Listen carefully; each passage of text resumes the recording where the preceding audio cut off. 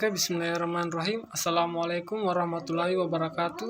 Perkenalkan, nama saya Irsan dengan NIM 20376 GSD 0260. Saya mahasiswa dari kampus STKP Peluntur Nusantara Buton, program studi pendidikan guru sekolah dasar semester 7. Adapun tujuan pembuatan video kali ini yakni memenuhi tugas UTS dari Bapak Zulfin Alim, SPD MPD, selaku dosen pengampu mata kuliah model-model pembelajaran bahasa dan sastra Indonesia. Oke, pada pembuatan video kali ini saya akan membahas mengenai 4 model pembelajaran. 4 model pembelajaran yang biasa digunakan pada mata pelajaran bahasa Indonesia dan bahasa dan sastra Indonesia serta perbedaannya.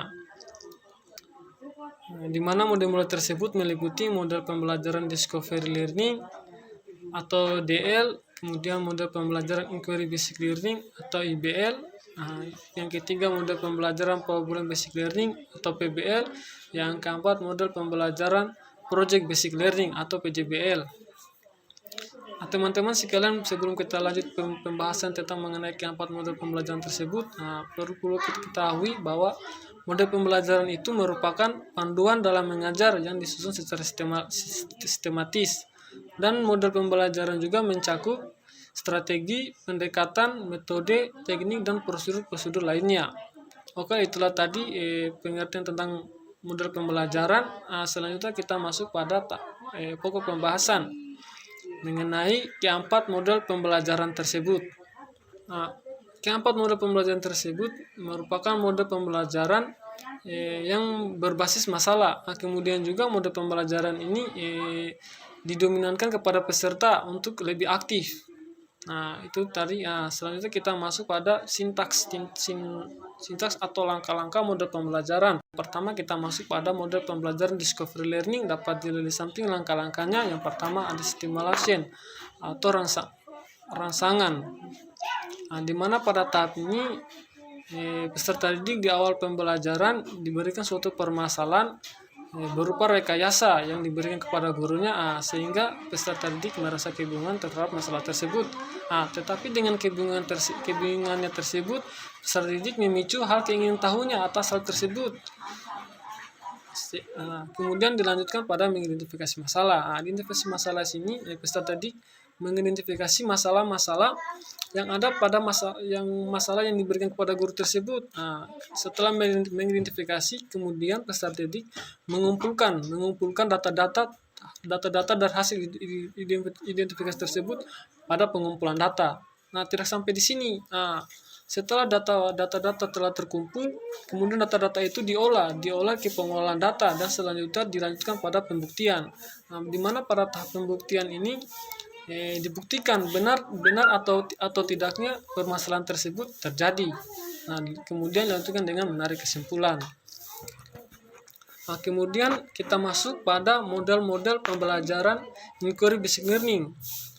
Langkah-langkah model pembelajaran Inquiry Basic Learning hampir serupa dengan model pembelajaran Discovery Learning, hanya memudahkan pada stimulus permasalahan.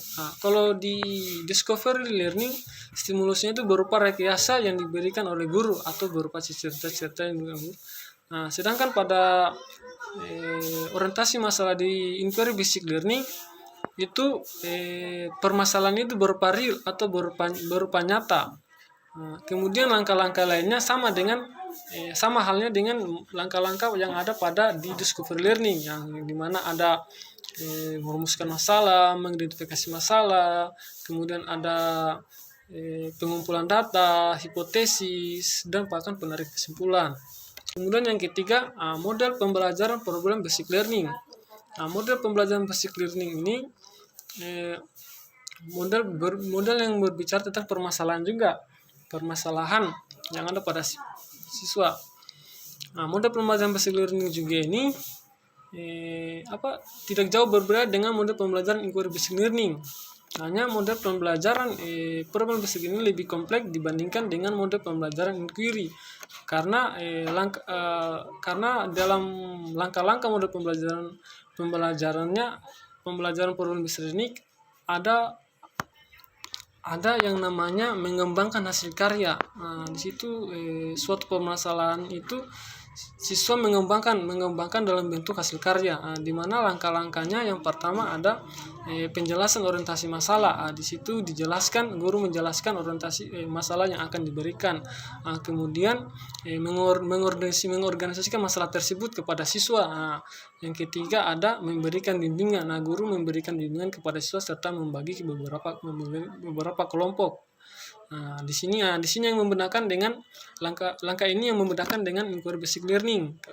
Karena di sini ada mengembangkan hasil karya serta melakukan analisis dan evaluasi.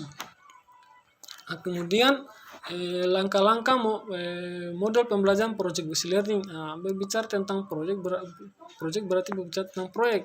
Di mana langkah-langkah model pembelajaran project based learning ini tidak jauh berbeda dengan langkah-langkah model pembelajaran PBL. Hanya pada langkah-langkah model pembelajaran project based learning terdapat penyusunan jadwal yang otomatis. Kegiatan ini tidak diselesaikan dalam satu kali pertemuan, bahkan bisa jadi beberapa kali pertemuan. Langkah-langkahnya di mana terdiri dari menentukan pertanyaan mendasar, kemudian menyusun desain perencanaan proyek. Ini yang memudahkan, yakni membuat jadwal aktivitas. Kemudian ada melakukan monitor pada perkembangan kinerja peserta didik, terus menguji hasil karya peserta didik, serta mengevaluasi pengalaman peserta didik. Itulah tadi langkah-langkah model-model pembelajaran ide bahasa dan sastra Indonesia. Selanjutnya kita masuk pada perbedaan keempat model tersebut. Perbedaannya di sini saya akan keempat model tersebut saya bagi dua kelompok. Di mana kelompok pertama ada discovery learning dan inquiry based learning. Di inquiry based learning dan discovery based learning ini masuk di kelompok ketiga atau berbicara tentang pengetahuan. Sedangkan di kelompok PBL atau project based learning ini masuk di keempat atau berbicara tentang keterampilan. Oke, langsung saja. Perbedaan discovery learning dengan inquiry based learning itu seperti sudah dijelaskan tadi pada langkah-langkahnya, dia dibedakan pada langkah stimulation atau masalahnya atau permasalahan yang ada. Di mana pada discovery learning permasalahan yang ada itu berupa rekayasa atau cerita yang diberikan kepada guru, kepada siswa, atau kejadian yang tidak nyata kepada siswa itu sendiri. Sedangkan pada permasalahan yang ada pada inquiry based learning itu permasalahan yang real, benar-benar nyata pada kehidupan sehari-hari peserta didik. Itu yang membedakan. Kemudian kita masuk pada perbedaan problem basic learning dengan project based learning. Di perbedaan ini, kalau di kegiatan di problem basic learning yang membedakan itu kegiatan dilakukan siswa itu bisa dilakukan secara satu kali pertemuan. Sedangkan di project based learning itu kegiatan dilakukan kepada siswa itu tidak bisa dilakukan satu kali pertemuan, bahkan berulang kali pertemuan. Itu yang membedakan mereka, yang membedakan. Tetapi sama-sama model pembelajaran berbasis masalah. Kemudian kita masuk pada perbedaan inquiry basic learning dan problem basic learning. Ini kedua model tersebut hampir serupa, hanya yang membedakan yang membedakan itu problem based learning lebih kompleks dibandingkan model pembelajaran inquiry based learning. Karena kenapa? Karena di sini hasil permasalahan yang ada itu siswa mengembangkan permasalahan itu menjadi suatu karya. Bahkan karya tersebut dipresentasikan kepada siswa, kepada teman-temannya berupa video atau berupa presentasi yang lainnya.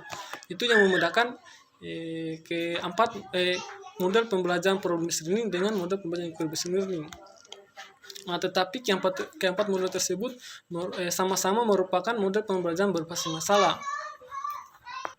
Itulah tadi pembahasan mengenai model-model pembelajaran. Lebih dan kurangnya mohon dimaafkan. Akhir kata dari saya, Assalamualaikum warahmatullahi wabarakatuh.